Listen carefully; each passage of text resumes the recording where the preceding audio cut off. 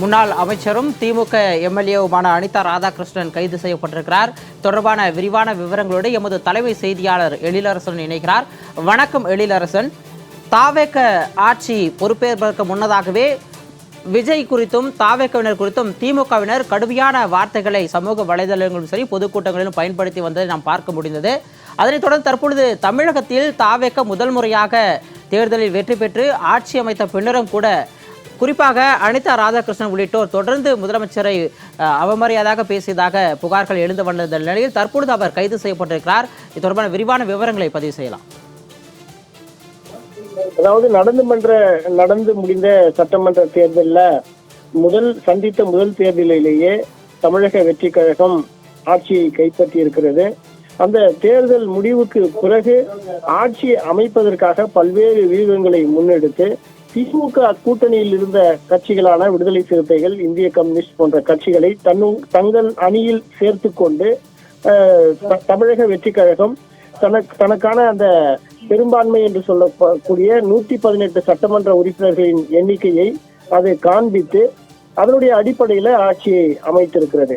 இதுதான் இந்த சர்ச்சைக்கு காரணம்.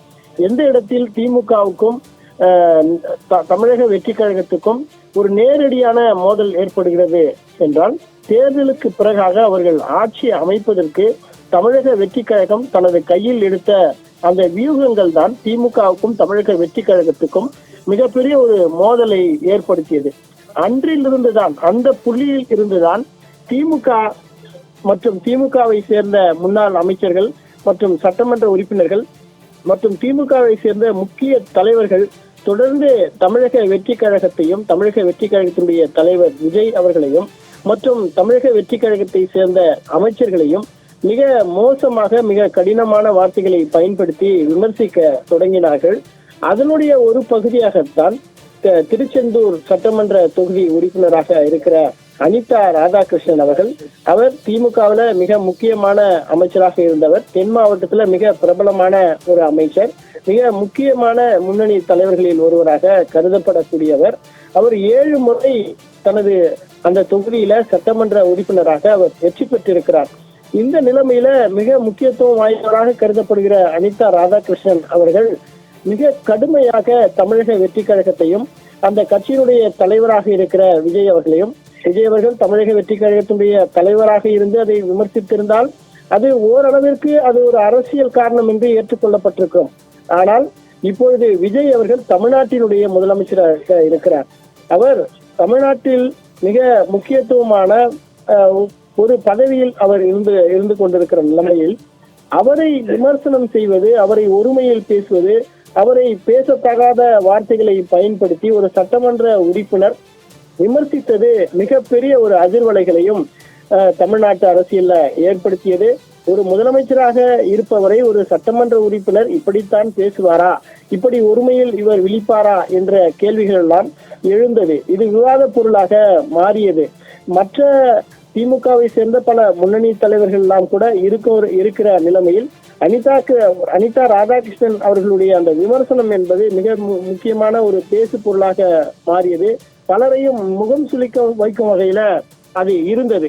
இந்த நிலைமையில் தான் முதலமைச்சர் விஜய் குறித்து திமுகவுடைய பொதுக்கூட்டங்கள்ல அவர் எந்தெந்த கூட்டங்கள் எல்லாம் கலந்து கொள்கிறாரோ அந்தந்த கூட்டங்களில் எல்லாம் தமிழக முதலமைச்சர் ஜோசப் விஜய் அவர்களை அனிதா ராதாகிருஷ்ணன் மிக மோசமான வார்த்தைகளை பயன்படுத்தி அவர் விமர்சித்து வந்தார்.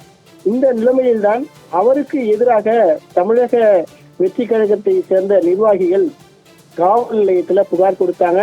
தமிழ்நாட்டின் முதலமைச்சராக இருக்கிற ஜோசப் விஜய் அவர்களை அவதூறாக பேசிக் கொண்டிருக்கிறார், தொடர்ந்து அநாகரிகமாக பேசிக் கொண்டிருக்கிறார், ஒருமையில் பேசுகிறார், மிக மோசமான வார்த்தைகளை பயன்படுத்தி முன்னாள் அமைச்சராக இருந்தவர், சட்டமன்ற உறுப்பினராக இருக்கக்கூடியவர், அவர் இப்படியெல்லாம் பேசுவது ஏற்றுக்கொள்ள முடியாது என்று தமிழக வெற்றி கழகத்தை சேர்ந்தவர்கள் காவல் நிலையத்துல புகார் கொடுத்தாங்க.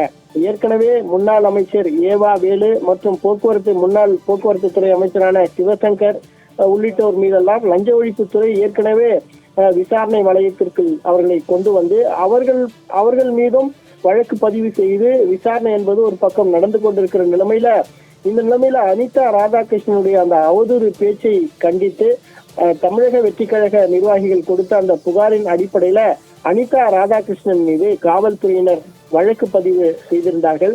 அந்த வழக்கு பதிவு அடுத்து எப்படியே வேண்டுமானாலும் நம்மை கைது செய்து விடுவார்கள். ஏனென்றால் திமுகவினுடைய முன்னாள் அமைச்சர்கள் பலர் இப்பொழுது லஞ்ச ஒழிப்புத்துறை போலீசார் அவர்கள் மீது இருந்த அந்த வழக்குகளை தூசி தட்டி அதை மீண்டும் அந்த வழக்கு கட்டுகளை அவர்கள் பிரித்து இப்பொழுது அவர்களை விசாரணை வளையத்திற்குள் கொண்டு வருவதற்கான முயற்சிகளை மேற்கொண்டிருக்கிற நிலைமையில அனிதா ராதாகிருஷ்ணன் அவர்கள் தமிழக முதலமைச்சரை மிக மோசமாக விமர்சித்ததை அடுத்து தமிழக வெற்றி கழகத்தினரால் கொடுக்கப்பட்ட அந்த புகாரின் அடிப்படையில அனிதா ராதாகிருஷ்ணன் மீது காவல்துறையினர் வழக்கு பதிவு செய்திருந்த நிலைமையில நம்மை காவல்துறையினர் கைது செய்து விடுவார்கள் என்பதற்காக அனிதா ராதாகிருஷ்ணன் அவர்கள் முன்னெச்சரிக்கையாக ஒரு முன்ஜாமீன் மனுவை நீதிமன்றத்துல தாக்கல் செய்திருந்தார். ஆனால் இந்த நிலைமையில அந்த முன்ஜாமீன் மனுவை நீதிமன்றம் என்பது தள்ளுபடி செய்திருக்கிறது. அப்போது அந்த நீதிமன்றத்துல என்ன சொல்லியிருந்தாங்கன்னா, அதாவது ஏற்கனவே ஒரு முதலமைச்சராக இருப்பவரை ஒரு சட்டமன்ற உறுப்பினராக இருப்பவர் இப்படி விமர்சிப்பது எந்த வகையிலும் ஏற்றுக்கொள்ள முடியாது என்ற காரணத்தை சொல்லித்தான் அவரது முன்ஜாமீன் மனு என்பது ரத்து செய்யப்பட்டிருந்தது. முதலமைச்சர் குறித்து அவதூறான வார்த்தைகளை பயன்படுத்துவதும் குற்றம் என்று அரசு தரப்பில் இருந்த வழக்கறிஞர்கள் வாதிட்டார்கள். ஏனென்றால் அனிதா ராதாகிருஷ்ணன் 7 முறை சட்டமன்ற உறுப்பினராக இருந்தவர். ஒரு முதலமைச்சரை எப்படியெல்லாம் பேச வேண்டும் என்ற மரபு அவருக்கு தெரிந்திருக்கும். அப்படி இருக்கக்கூடிய நிலைமையில அவர் பொதுக்கூட்டங்கள்ல தான் கலந்து கொள்கின்ற முக்கிய மீட்டிங்குகளில் எல்லாம் எழிலரசன் தொடர்ந்து பேசலாம். இணைப்பில்